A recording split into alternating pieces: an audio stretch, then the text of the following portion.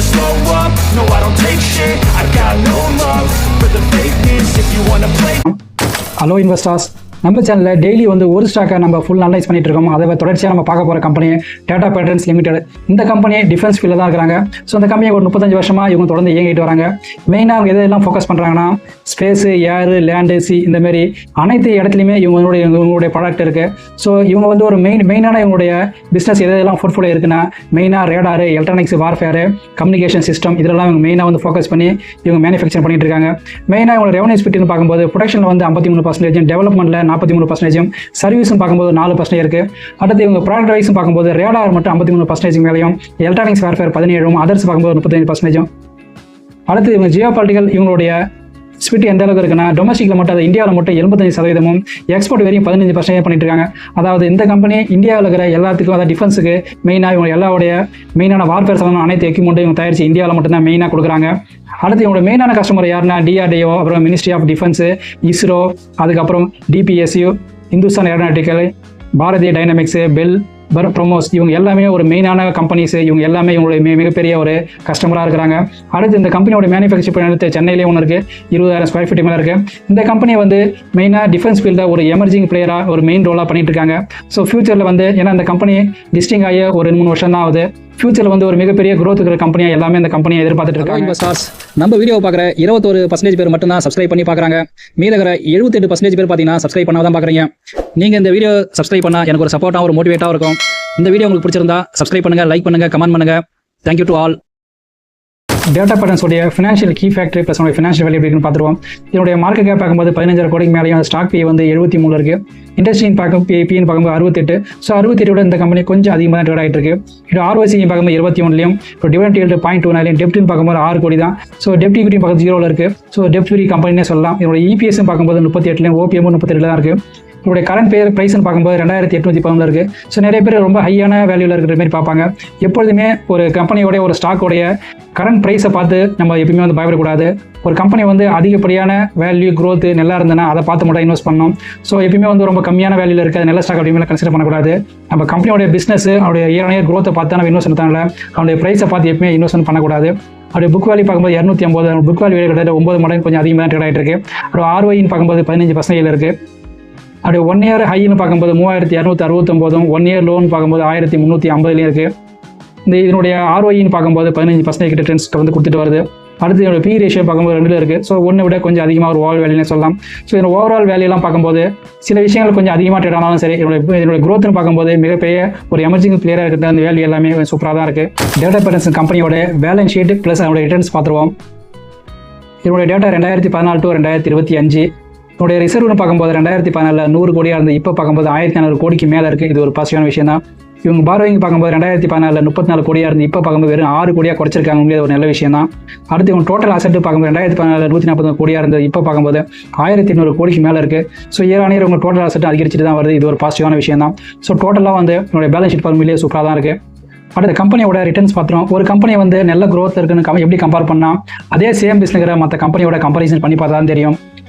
இது மாதிரி சில HAL, பெல், BDL, GRSC, ஜென் டெக்னாலஜி ப்ளஸ் டேட்டா பேட்டர்ன்ஸ் இதை வச்சு நம்ம கம்பேர் பண்ணி பார்த்துருவோம். டேட்டா பேட்டர்ன்ஸ் லாஸ்ட் 1 மந்த்தில் பார்க்கும்போது டேட்டா பேட்டர்ன்ஸ் மட்டும்தான் ஒரு 11% நல்ல ரிட்டர்ன்ஸ் கொடுத்துருக்காங்க. அடுத்து 1 இயர் பார்க்கும்போது GRSC நல்ல ரிட்டர்ன்ஸ், அதுக்கப்புறம் பெல், அதுக்கப்புறம் BDL. ஸோ அவங்களோட கம்பேர் பண்ண 24% ஒரு ஆவரேஜ் தான் கொடுத்துருக்காங்க. அடுத்து 5 இயர்ஸ்னு பார்க்கும்போது மிகப்பெரிய HAL, BDL இவங்க எல்லாமே ஒரு 1000%, 800% மேலே கொடுத்துருக்காங்க.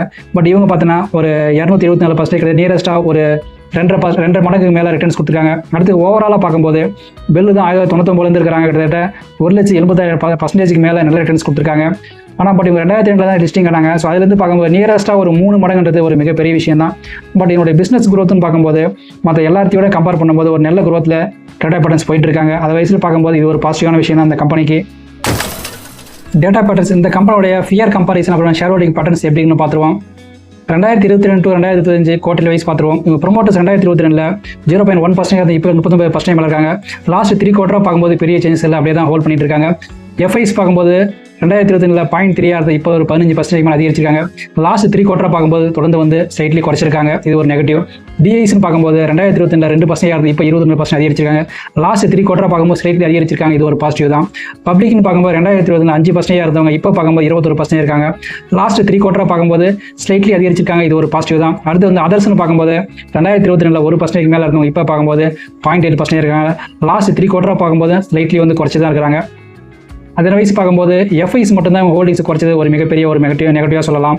அடுத்து இவங்க பியர் கம்பெரிசன் பார்க்கும்போது இதே சேம் பிஸ்னஸில் இருக்கிற கம்பெனியோட மார்க்கெட் ப்ரைஸ் பார்க்கும்போது இவங்க வந்து ஒரு 5,000 எடுத்துக்கிறாங்க. ஸோ இவங்களுக்கு மேலே பண்ணால் Hindustan aeronautic, Bharat electronics, Bharat dynamic, garden research, ship builders இவங்களாம் இவங்க இதுக்கு முன்னாடி டாப்பில் இருக்கிறாங்க. ஸோ அதே மாதிரி இவங்க டிவிடெண்ட் ஈல்டுன்னு பார்க்கும்போது ஒரு 0.229% வந்து ஒரு ஆவரேஜாக கொடுத்துட்டு வராங்க. ஸோ இந்த கம்பெனி எல்லாமே மிகப்பெரிய லெஜெண்ட் நல்ல வளர்ச்சியை நோக்கி போயிட்டு இருக்காங்க. பட் ஒரு எமர்ஜிங் பிளேயராக டாடா பேட்டர்ன்ஸ் இருக்கிறாங்க. இவங்க மார்க்கெட் கேப்பே வெறும் 15,000 கோடி தான்.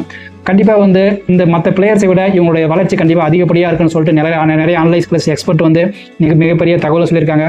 அதில் ஃபியூச்சர் நோக்கி இந்த கம்பெனி நிறையா மேலே வளர்றதுக்கு நிறைய வாய்ப்புகள் அதிகம். டாடா பேட்டர்ன்ஸ் இந்த கம்பெனியோட ப்ராஃபிட் அண்ட் லாஸ்ட் இயர் வரும் growth ரேஷியோ பார்த்துருவோம். இவங்களுடைய டேட்டா 2014 to 2025 வரைக்கும் இருக்குது. இவங்களுடைய சேல்ஸ்னு பார்க்கும்போது 2014 63 கோடியாக இருந்து இப்போ பார்க்கும்போது 78 கோடி அதிகரிச்சிருக்கு. ஒரு பாசிட்டிவ் தான். இவங்க எக்ஸ்பென்சிவ் பார்க்கும்போது 2014 46 கோடியாக இருந்து இப்போ 433 கோடிக்கு மேலே அதிகரிச்சிருக்கு. மெயினாக நம்ம பார்க்க வேண்டியதுனா நெட் ப்ராஃபிட் தான்.